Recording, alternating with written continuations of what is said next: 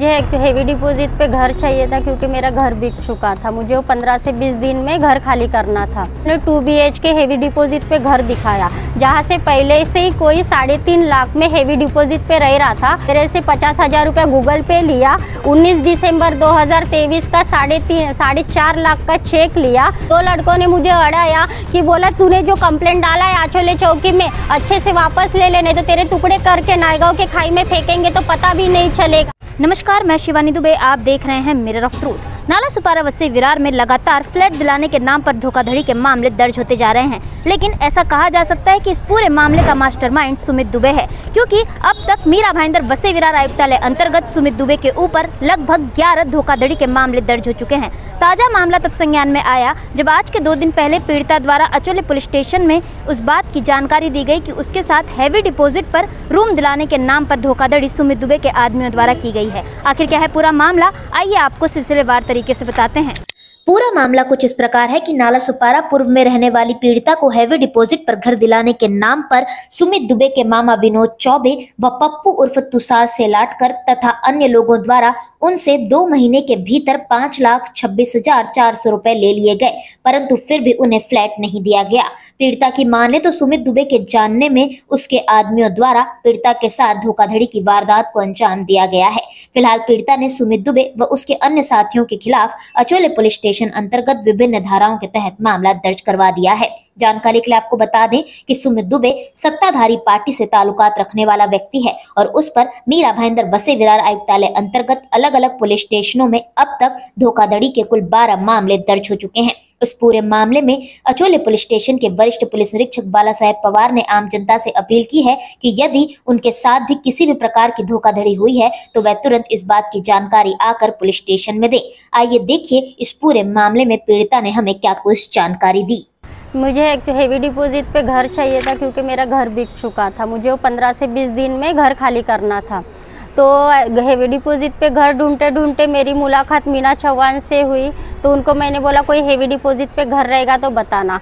तो उन्होंने मुझे बताया कि ठीक है हमारे इधर पप्पू उर्फ तुषार शेलाटकर जो है वो घर दिखाता है। तो उन्होंने मुझे 15 दिसंबर 2023 इस दिन मुझे घर दिखाने के लिए लेके आए। आस्था सहवास में ग्राउंड फ्लोर का घर 001, वहाँ का मुझे उन्होंने 2 BHK हेवी डिपॉजिट पे घर दिखाया, जहाँ से पहले से ही कोई 3.5 लाख में हेवी डिपॉजिट पे रह रहा था। उनका एग्रीमेंट 2025 को ख़त्म होने वाला था। फिर भी मुझे उन्होंने वो घर दिखाया कि इनको बॉम्बे शिफ्ट होना है तो ये घर आपको खाली करके मिल जाएगा।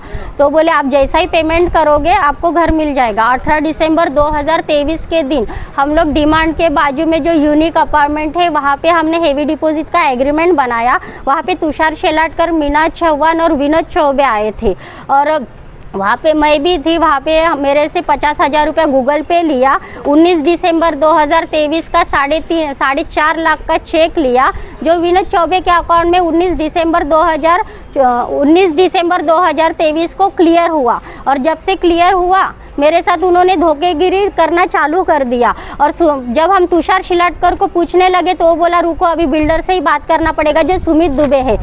जब मैं सुमित दुबे के पास इस मैटर को लेके गई, पहले तो मैंने उनको कॉल किया। 7 जनवरी 2024 को मैंने उनको कॉल किया तो मुझे उन्होंने बोला कि हाँ मैं तो अभी फ़िलहाल वैष्णो देवी में हूँ, 1-2 दिन में मैं आने वाला हूँ। आप बुधवार के दिन मेरे ऑफिस में मुझे आके मिलो, मैं आपका 1-2 दिन में ये व्यवहार क्लियर कर दूंगा, आपका पैसा आपको मैं दिला दूंगा। तो उन्होंने मुझे सिर्फ आश्वासन देते गए। आज तक मुझे मेरा 1 रुपया तक मिला नहीं है। अभी मेरी पुलिस वालों से यही विनती है कि मुझे न्याय दिलाए और मेरा पैसा दिलाए, क्योंकि बहुत से लोग मिले हुए हैं तो मैं बता भी नहीं सकती कि अभी किस पे विश्वास करें। इसलिए मेरी आपसे ही विनती है, मुझे मेरे जान को भी शायद खतरा हो सकता है। अगर मुझे कुछ भी होता है तो इसका जिम्मेदार सुमित दुबे और उसके आदमी लोग ही रहेंगे। सुमित दुबे के आदमियों के द्वारा मुझे लगातार धमकी दी जा रही है। एक इंसिडेंट भी मेरे साथ हो चुका है 3 से 4 दिन पहले। 2 लड़कों ने मुझे अड़ाया कि बोला तूने जो कंप्लेंट डाला है आचोले चौकी में अच्छे से वापस ले लेने, तो तेरे टुकड़े करके नायगांव के खाई में फेंकेंगे तो पता भी नहीं चलेगा। अभी मैंने क्या करूँ, किसके पास मैं न्याय मांगने के लिए जाऊँ? ऐसी मुझे धमकियाँ भी दे रही। अभी मैं पत्रकार को भी बता रही हूँ, शायद वो कल चल के मुझे गोली भी मार दे। ऐसी ही और खबरें देखने के लिए बने रहे हमारे साथ और सब्सक्राइब करें मिरर ऑफ ट्रूथ। फेसबुक पर देख रहे हैं तो हमारे पेज को फॉलो करना ना भूलें। वीडियो पसंद आने पर लाइक, कमेंट, शेयर जरूर करें।